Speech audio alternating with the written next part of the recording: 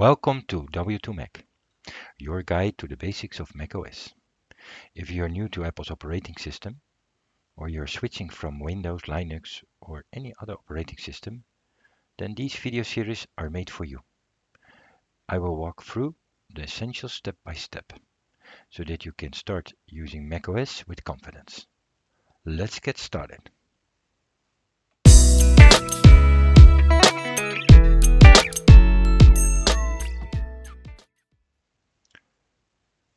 When you set up macOS for the first time, you will see the default wallpaper, and below you will see the dock.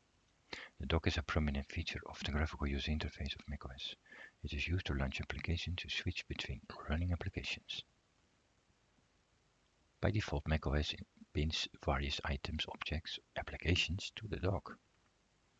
These applications can be removed afterwards, or can be added or pinned afterwards if you want so. There are two fixed items on the dock. It is Finder and Trashcan. These two items cannot be removed from the dock, nor uninstalled. If you long press with mouse button on an object, it will open a context menu. This allows you to go directly to the option in that app. For example, the mouse.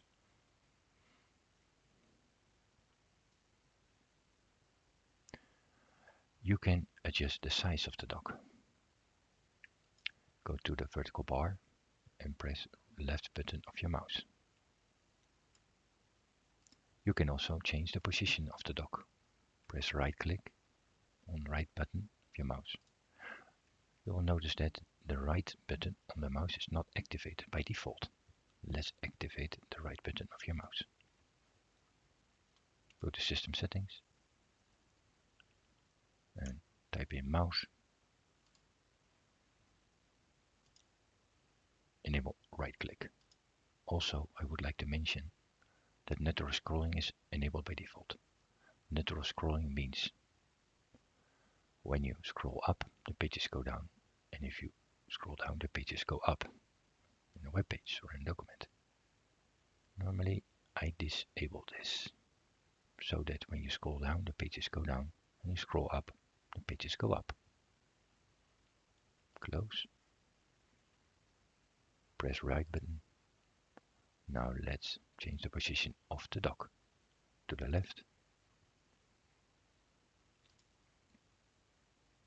or to the right. And I prefer the bottom. I already told that you can remove items from the dock. Hold down your left key, your left button of the mouse, and drag the item from the dock. You can also press right button option and say remove from the dock.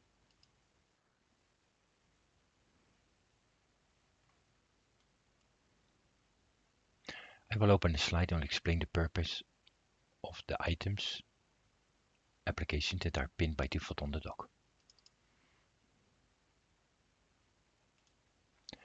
Starting from the left hand side, you see your Finder, Launchpad, Safari, Messages, Mail app, Maps app, Photo library, FaceTime, Calendar.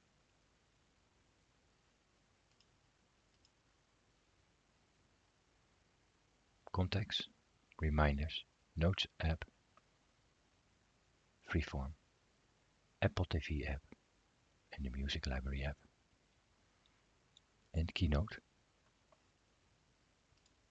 and finally the Numbers app, Pages app,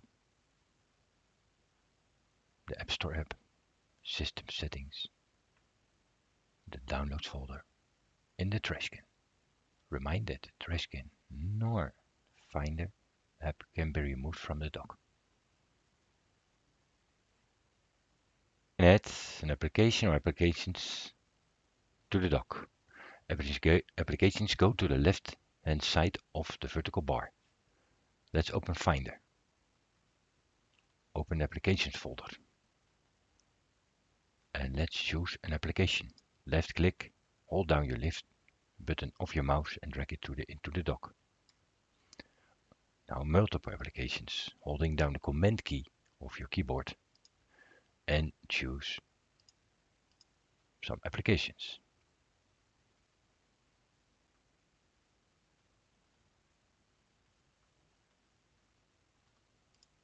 With the left key, holding down the left key of your mouse, drag them into the dock. You can also add files and folders to the dock. For example, I've got this My Links folder. With the left click on your mouse, drag it to the right hand side of the vertical bar. Let's change the display view of this folder and choose folder. And now this is the folder display. If you want to see the contents, left click on it and you see the contents of the folder. You can change this layout by using grid. This is the grid layout or the list layout. Right click, fan is the default, grid, list or automatic, and this is the automatic. If you've seen, this is not a normal default icon, a folder icon. We can change this. Let's go Safari, macOS icons for example, and choose another icon. Or if you want to go back to the macOS folder, default folder icon, you can get it here, macOS folder, and choose this one. Now get info of the folder icon you want to change. Click here, right click, copy image, and click again here and command view, command V. And now you can see it is changed here on the dock. Sometimes it takes a bit, but I've changed now. So as you can see, I've changed the display of the icon itself, of the folder icon itself. This gives an enormous flexibility because you can change folders, icons, documents, icons, whatever you want. You can change the icons this way, pressing on get info, click here, and you can go to the website and you can search for any icons you want and override the default icon. Of course, you can also link, for example, a website separately to the dock.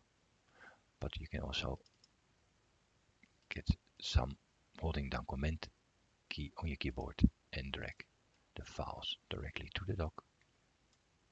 And you've got them here. They are stacked, pinned to the dock. And create a standalone app from a web page. The primary purpose of creating a standalone app from a web page is that you can get a single purpose window. The web app opens in its own window, free from browser tabs, toolbars and other browser UI elements. This allows you to focus solely on the content or functionality of the specific web page. For example, open Safari and we can go to YouTube. If you got an account, you can sign in. Once you're signed in, you can upload your videos or create your own channel.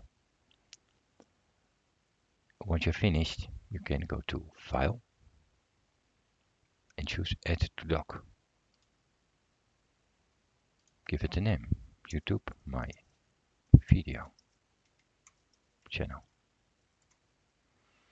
and add. Now when you click on the app, it will open by default with your account logged in and with your channel. You can also place this icon, web app icon, on the desktop by right clicking on it, choose Show in Finder. Here Finder opens in your applications window, and with the left button of your mouse drag it onto the desktop. And if you want to remove it here, remove from dock, and you can launch it from here. And you can also, if you want, change the icon as we've seen in previous videos. is always located on the right hand side on the dock and cannot be removed. If you want to delete something from the desktop, simply drag that item to the trash can. Or holding down the left key of your mouse and select multiple items and drag them to the trash can. If you want to restore those items, right click on the trash can, open, select or more items you want to restore. For example, this icon, right click and say put it back.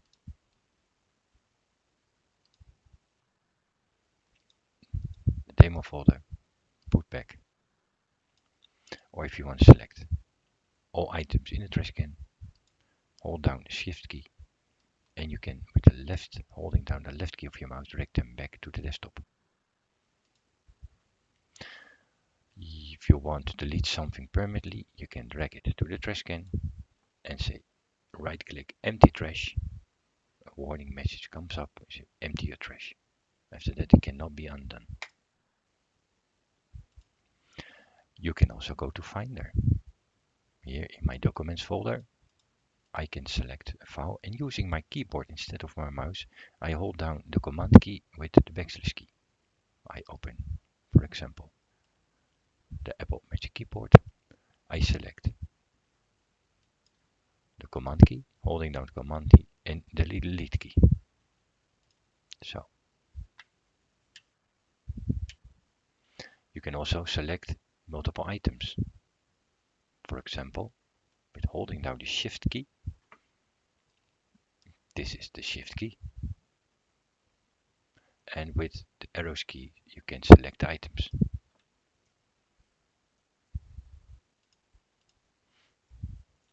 I have now selected 2 items and I can right click button on the mouse, move to trash, and I move to trash. Open the trash can, and if we want to restore those items back to my documents folder, simply drag them back to the documents folder. You can configure the trash can so that after 13 days the trash can will be emptied automatically. To do this, go to System Settings, type in Trash, select Storage Settings, and choose the option Empty Trash Automatically. You turn this on so that after 13 days the trash can automatically will be emptied.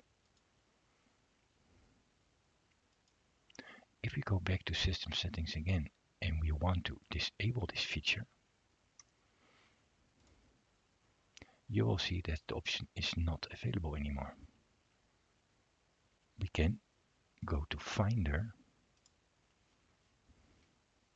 and in Finder go to Settings, choose Advanced option and disable the option Remove items from trash can after 30 days.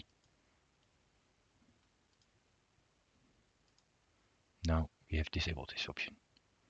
If we go back to System Settings, select Storage Settings, you will see that this options empty trash can automatically is back again, and you can turn it on if you want so. Continuing with the dock settings in the next video, first I want to explain the purpose of the traffic lights that appear on the left hand side of a Windows instance of an application, of the application itself. For example, we open Safari, and by default we see on the left hand side, in the corner of the left hand side of the window, the 3 traffic lights: red, yellow and green.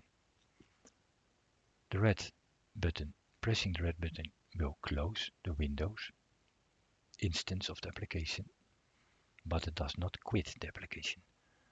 There are some exceptions on this rule. For example, if we click the System Settings and we click on the red traffic light, the System Settings applications will be quitted, close and quitted. You will notice that when I click on an application, normally you will see a dot under this application on the dock. What this means is that the application process is running in the background. Now when I, in this case, system settings, and it also occurs with the App Store, are two applications. There are some more applications, but two examples of system settings and the App Store. There's only one instance running every time when you open the application. So when I click on the red traffic light, it will close. It will force close. It will close the process of the application. You can see the dot below the application that disappeared. Same goes for the system settings. The dot has disappeared. But if we go to Safari and we click on the red traffic light, the process is still running in the background. This is by design. The yellow traffic light will minimize the applications, the Windows instance of the applications, to the dock. And we can open another one, Command N, and do this one, and it will minimize to the dock. In this case, to the right hand side of the vertical bar in the dock. And the last one, the green traffic light, will give a full screen size of the application. If you want to exit this full screen size of the application, of the Windows instance of the application, hover with your mouse key, and click again on the exit full screen is the green button, and you will leave and you will restore the previous view settings on your monitor. These are the basic functions of the traffic lights. In the next video you will see there are more options, especially the keyboard options with shortcut options on your keyboard that you can close or minimize just with a key combination, and you can minimize those Windows instances, all Windows instances with just a keyboard shortcut combination. But we will see this in the next video. Whenever you open an application in macOS, you have the possibility to use your keyboard and apply the keyboard shortcuts. For example, if you open Safari, on the left hand side you will see the three traffic lights symbols: red, yellow and green. If you remember in previous video, if you press on the red traffic light, it will close the application Safari, but it will keep the process open on the background. You can see this, there is a dot under the application. That means that the process Safari is still running in the background. Even if you press Ctrl N, it will open another application instance of Safari. If you long press on the application, you will see there are two application instances running. In practice, of course, in an application you would use Command Tab to open a new page inside the web browser. But for demo purposes, I have opened two instances of the Safari application. Now, instead of using these traffic lights like minimizing or full screen on a green button, you can also use your keyboard shortcuts.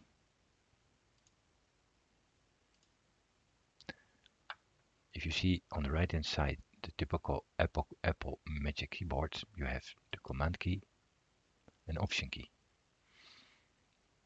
You can use the Command key with these key combinations, the Command key or the Option key. This is the Option key. For example, let's open Safari. If I press on Command Q, closes the Safari application and also the processes on the background. You see that the dot has disappeared. Again, if we open this application and we press the red traffic light button, the process is still running in the background. There are some applications that might change this behavior. For example, system settings and the Apple Store app.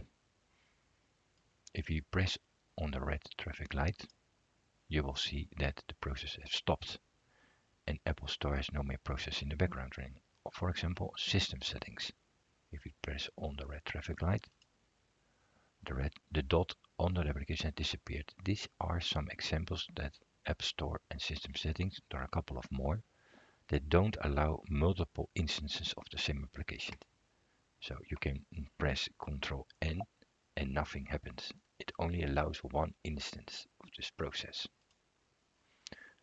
Now going back to Safari, have you seen if you press Ctrl and Q, it will close completely the window and the application, and it will close the processes. You can also close with Ctrl W. Is the same effect as pressing on the red traffic light. Or you can hide the application. One example in Finder, for example, if you open Finder, Finder is a bit different, has a bit different behavior. If you press Command Q in Finder, nothing happens. You cannot quit the process of Finder. Finder is always running in the background. You can press the red traffic light button, and the same effect is Command W or Command H to hide the application. So Finder cannot be stopped. The process of Finder cannot be quitted. Another example, let's open another instance of Safari. Now I've got two Safari instance applications running. You can use the Command and Option key at the same time to minimize both of the windows to the dock. I've pressed Command Option.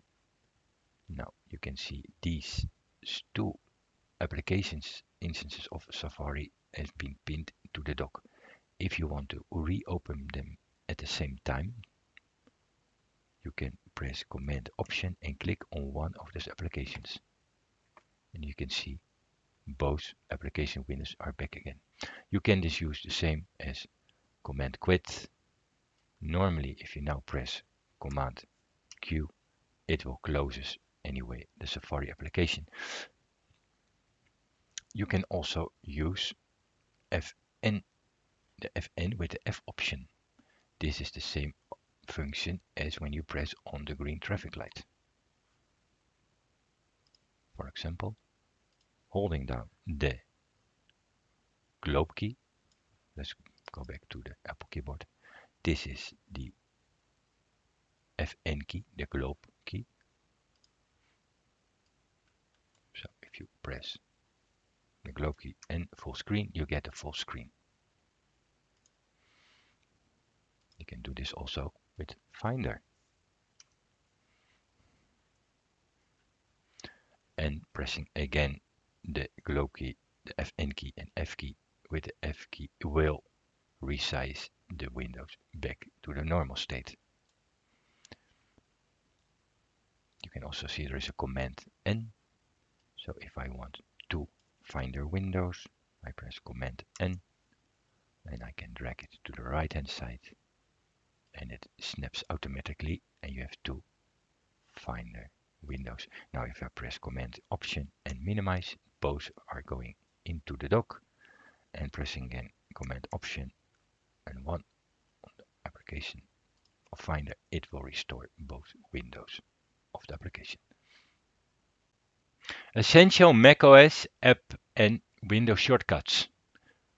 Whenever you open an application in macOS, for example Safari, by default you will see three traffic light symbols, the red one, the yellow one and the green one.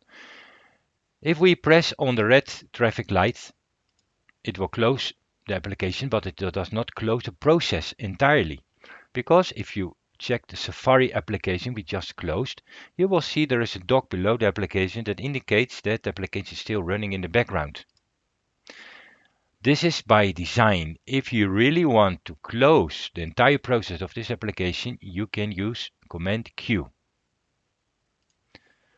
This is having, for example, we have got the Magic Keyboard from Apple, Command and the character Q. So if I press now Command Q, closes the window and the application entirely, and the dot has disappeared. What we also can do is minimize this windows to the dock. We can also do this from the keyboard with Command M. Same result. But now if you got multiple instances of the Safari open, for example, Command N, I have now two application instances of running from Safari. If I long press on Safari from your mouse, you can see there are two instances running of Safari. Now, if I want to minimize both windows of the Safari application, minimize to the dock, I hold down the Command and Option key and press M. Now you can see that both instances, application instances, are minimized, painted to the dock. If I want to restore those two applications at the same time, I hold down Command M, Command Option, and click on the mouse, whatever application, for example this one, and it will restore both applications instances, Windows instances. Again, Command Option M, and if you want to restore back, Command Option and click on one of those applications of Safari and it will restore. If you want to quit the entire application, Command Q. Now you see there is a lot of combinations you can do. You can also hide the application. Just simple Command H or Command W. Command W does the same when pressing on the red traffic light icon or symbol. The green one is to go to full screen. So the green traffic light is full screen, or you can also press F key, the Fn key, and the F character. In this case, this is depends on if it's a reduced keyboard like this one from Apple, or you've got the bigger one with the numerical keyboard. Then normally you will see the Fn characters over here, but we can call this the global key or the Fn key. This is the Fn key. So it might occur that the application you're running in the background and the foreground gets stuck and does not respond anymore on any mouse click or keyboard's action. So what you can do is force quit that application. For example, I run Safari, and for whatever reason, this is just a demonstration, Safari stops responding. Now there is the first way you can do is go to the application and then hold down Option key and then press mouse button, long press the mouse button and you choose force quit. Yes, there is another way to do this. Go to the Safari in the menu bar and quit Safari. Another way to do this, Option and Escape from your keyboard, and you will see a force quit applications menu. A small window from which you can choose which process you want to quit, force quit.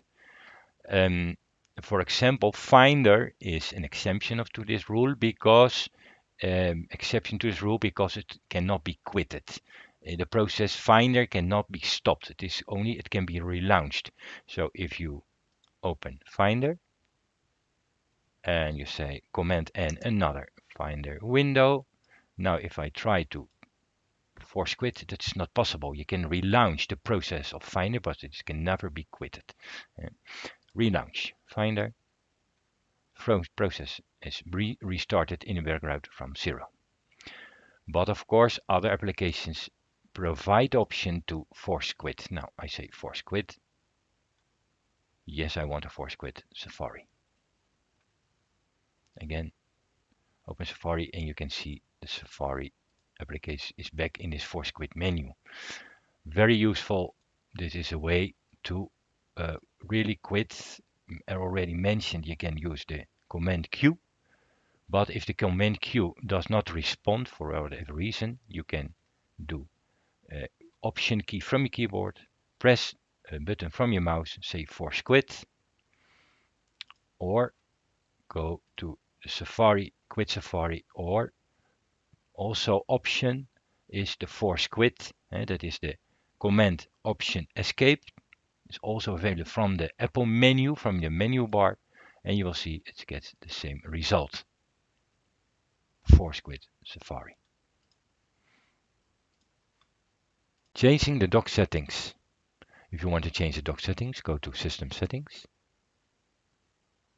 type in dock, select dock settings. Here you can increase or decrease the dock size. Here you can enable the zoom in function when you hover over with your mouse cursor over the applications that are pinned to the dock. For example, you can see this is the effect. This is very useful if you got a small screen. You can see this. I leave this disabled. The position is the screen, left or right, or just the bottom. Minimize windows using the scale effect or the genie effect. Normally by default, this is the way the Windows minimizes. Visually you see this. Aladdin's friend, the genie effect, is very nice. You can also use the normal effect, the scale effect, which is a normal visual option to minimize a window. I leave this on the genie effect.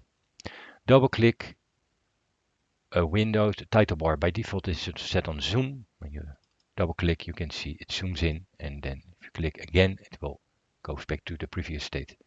You can also minimize it to the dock. When you double click, you can see you've got this option. You can also fill the screen with a window that fills up the screen. It is not the same as when pressing on the green traffic light. It fills the screen entirely.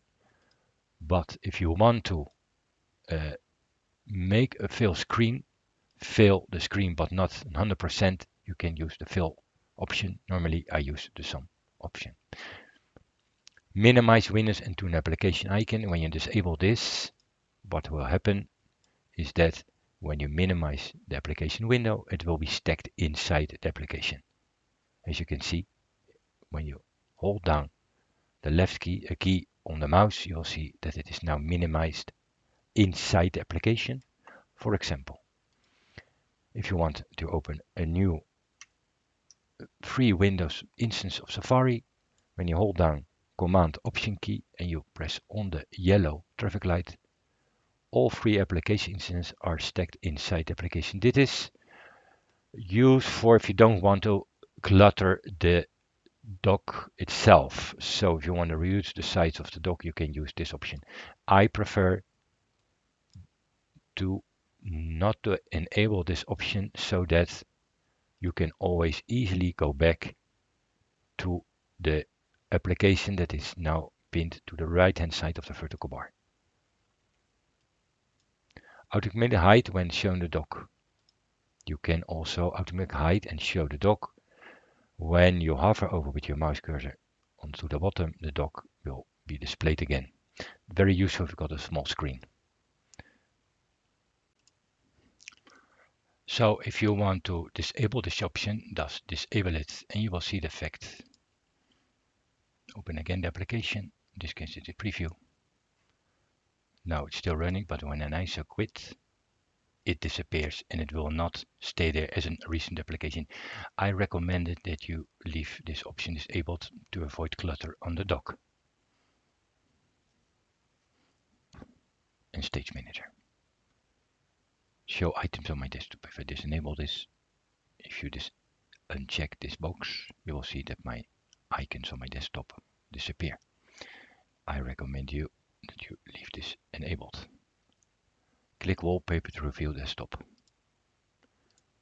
By default, this option is set to always. So when I click on my wallpaper, the open apps will be put on a side, will disappear, and it will clear, and it will show you the desktop. If you click again, it comes back. Now, for example, if I open Safari or Finder and I click on the desktop, all applications are put aside.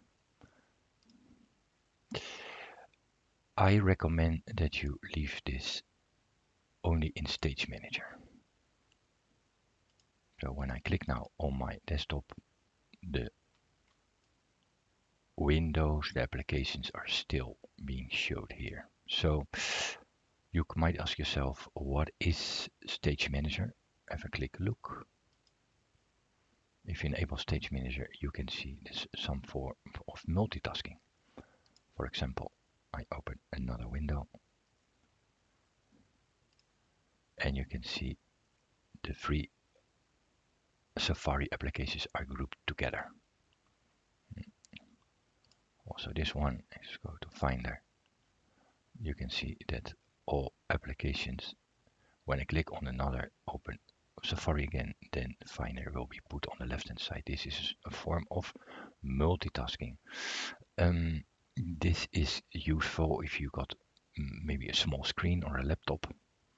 In Stage Manager, I prefer another version, this Mission Control, or just using your magic mouse you can do a better multitasking. For example, if you got a magic mouse and you double tap with 2 fingers on your magic mouse, you can see this is the effect.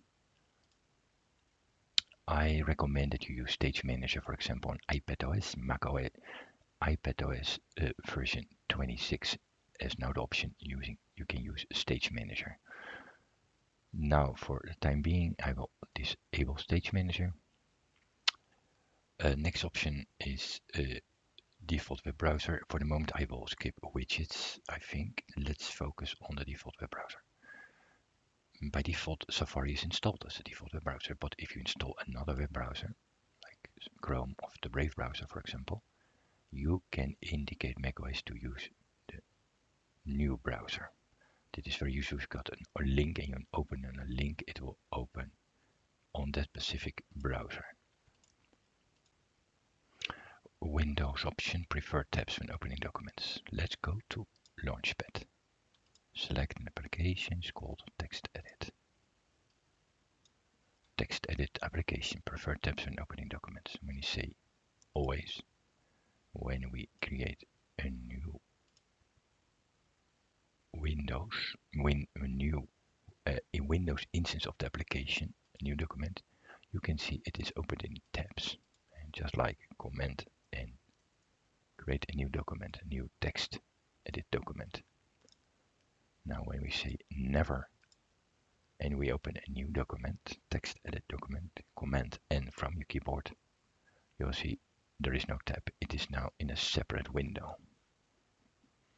Another option is ask to keep changes when closing documents. For example, let's go to Pages. This is a test. Let's save the document. Untitled, I already had that document created. Let's close this. And now what you can do is reopen this document. For example, if you want to reopen it, open Untitled.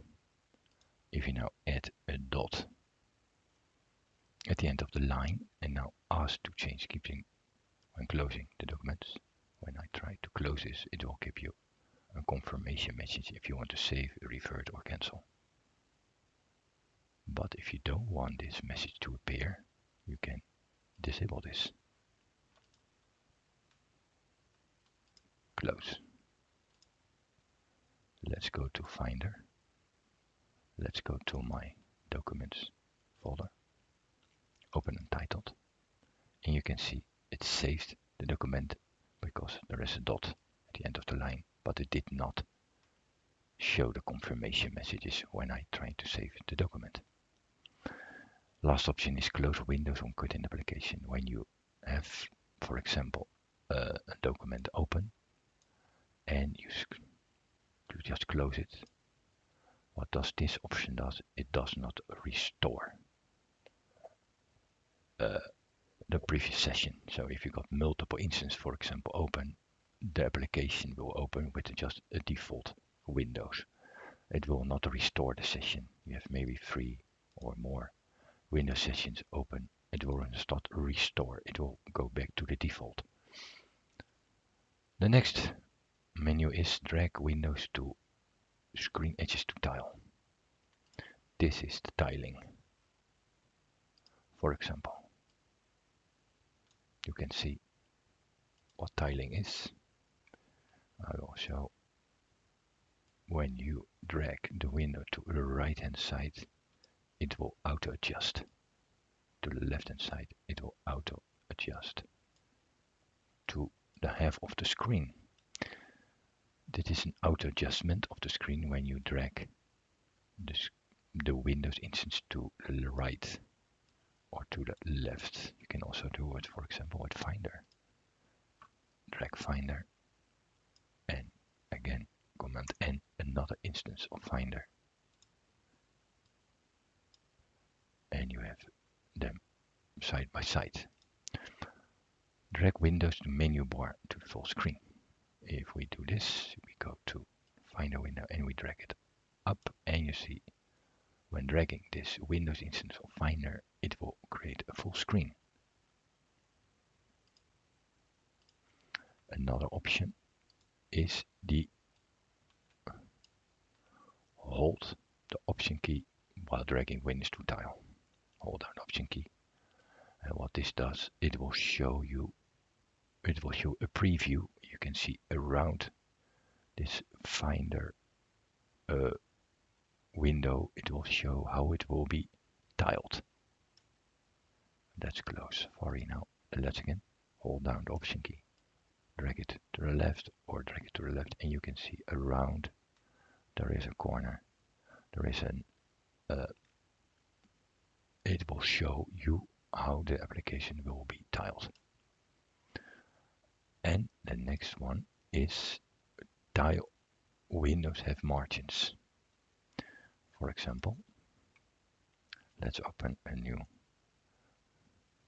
Finder window. You can see there's a margin between the two Windows instances.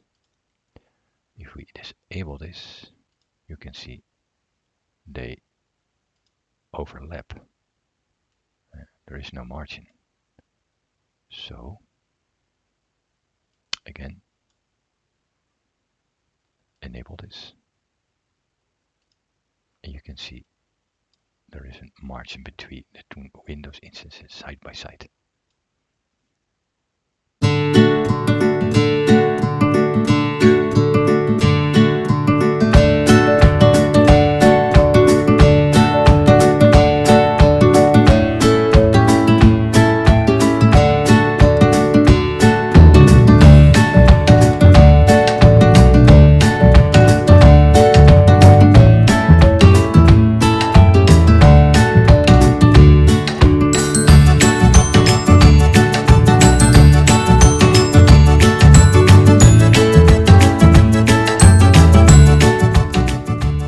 Magic Mouse.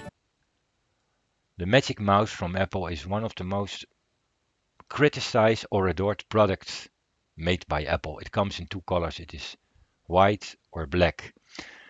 The first thing you will notice that it is an iconic design, a sleek design, but I think it's too flat. It lies too flat. It's too flat on the desk. So if you got medium or big hands, it can cause, on the long run, it can cause strain on your wrist.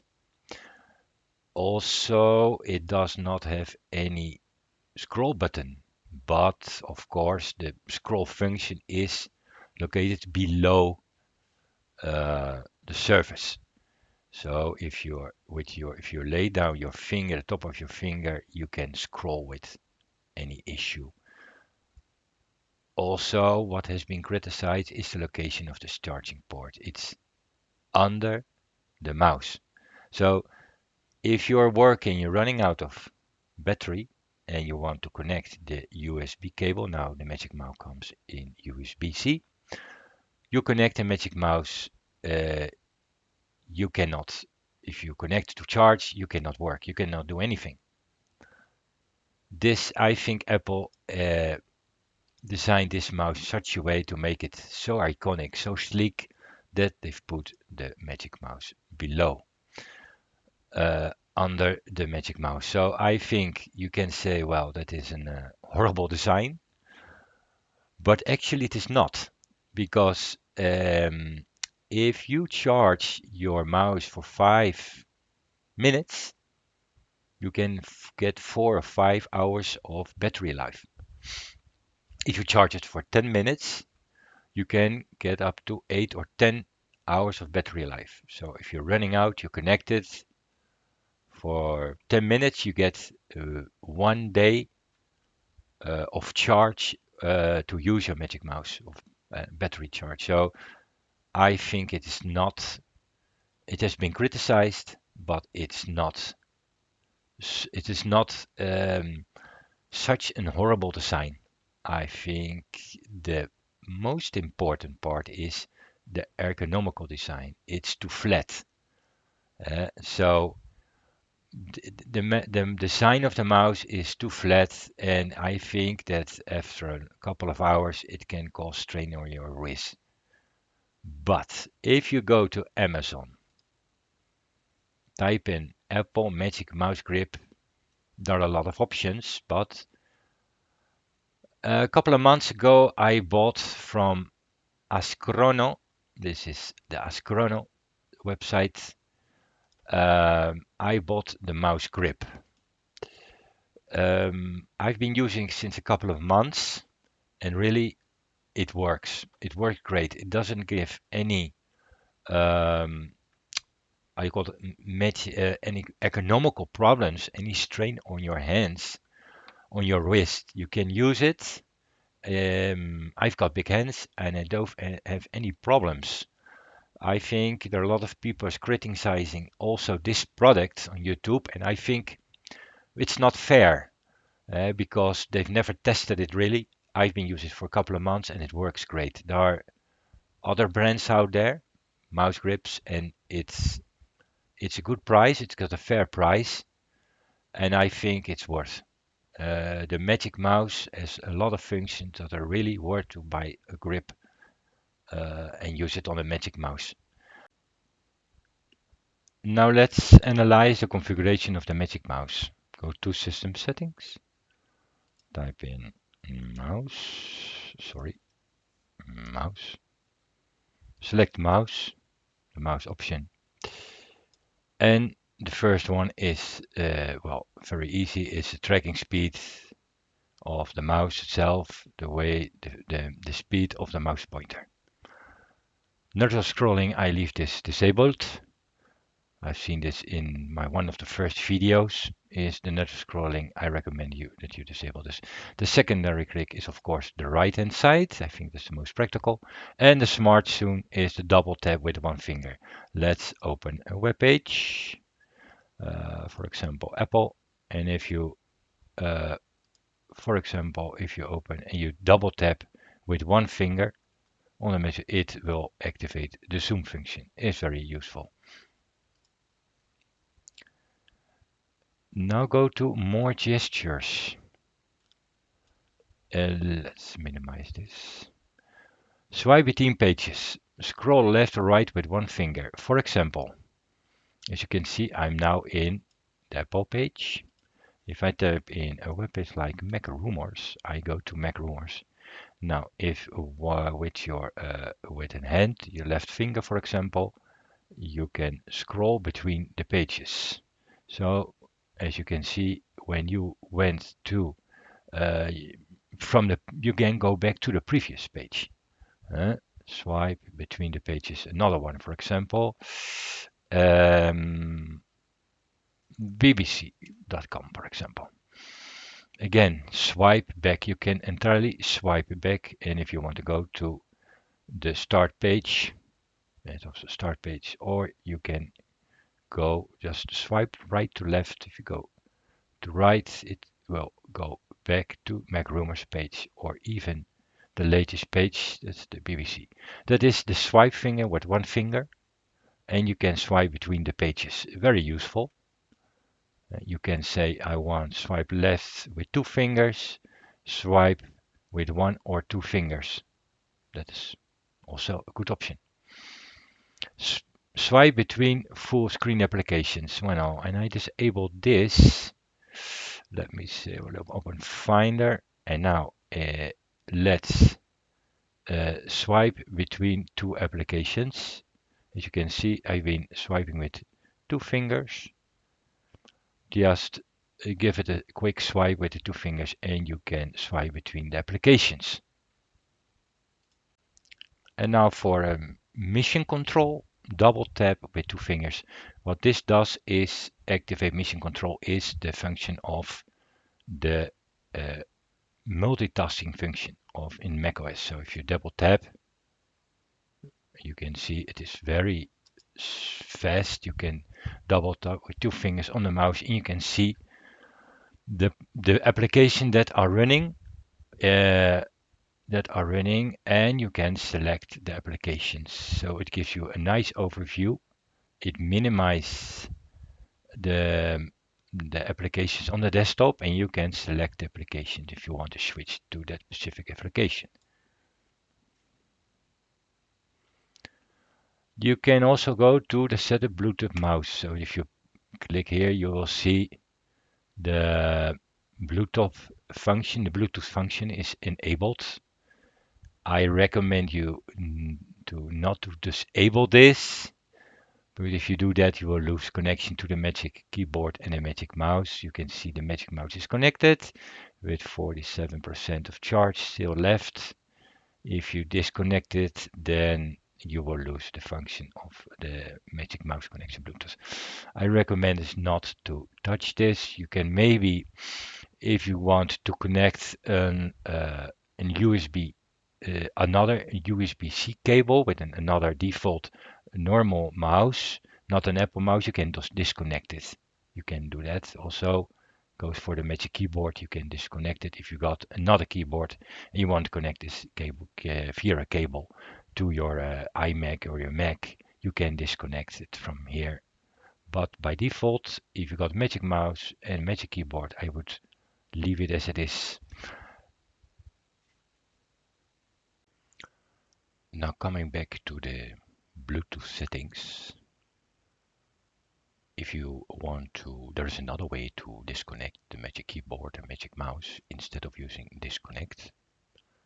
And you want to save battery life, for example, the Magic Mouse. The Magic Mouse on the bottom side has a button, a switch off button, switch on button. I will show this an example. The Magic Mouse has this switch button. You can disable, deactivate the Magic Mouse by pulling down this button. If the button is set as displaying the green part, that means that the Magic Mouse is activated. The Bluetooth is activated. Same goes for the Magic Keyboard. The Magic Keyboard has on this part an off switch, on off switch. You can do the same. If you want to disconnect the device, the keyboard, and disable Bluetooth. So let's, for example, do this with the Magic Mouse and see what happens. I will switch, pull down the button, and the mouse is off.